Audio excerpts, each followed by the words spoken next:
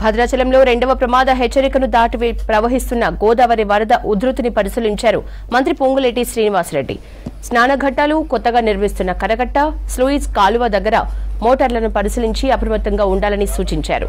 Back water ని ఎప్పటికప్పుడు lift చేయాలని ఆదేశించారు. వరద ఉధృతిపై సబ్ కలెక్టర్ కార్యాలయంలో సమీక్ష నిర్వహించి ముంపు ప్రాంతాల్లో ఎలాంటి ప్రాణ నష్టం జరగకుండా చర్యలు తీసుకోవాలన్నారు. సురక్షిత ప్రాంతాలకు తరలించేందుకు అన్ని ఏర్పాట్లు చేసినట్టు తెలిపారు. పునరావాస కేంద్రాల్లో భోజనం, మౌలిక వసతులు ఏర్పాటు చేసినట్లు చెప్పారు మంత్రి.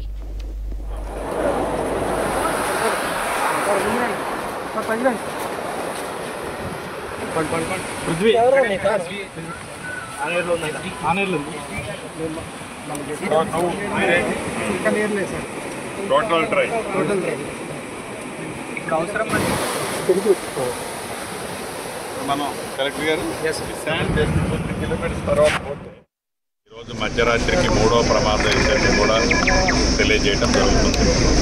సుమారు రేపటికి 52 నుంచి 54 ఫీట్లు గోదావరి వరద వచ్చే సూచనలు చాలా స్పష్టంగా సిడబ్ల్యూసి వాళ్ళు ఇచ్చిన సమాచారం ప్రకారం తెలుస్తుంది. వరద ఎంత వచ్చినా ఈ రాష్ట్ర ప్రభుత్వ పక్షాన అధికారులు, ముఖ్యంగా జిల్లా కలెక్టర్ గారు, ఎస్పీ గారు, మిగతా వారి యంత్రాంగం అంతా సిద్ధంగా ఉంది.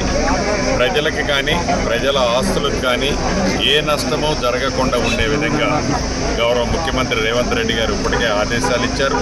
నన్ను కూడా ప్రత్యేకంగా దీనికోసమే ఇక్కడికి పంపడం జరిగింది.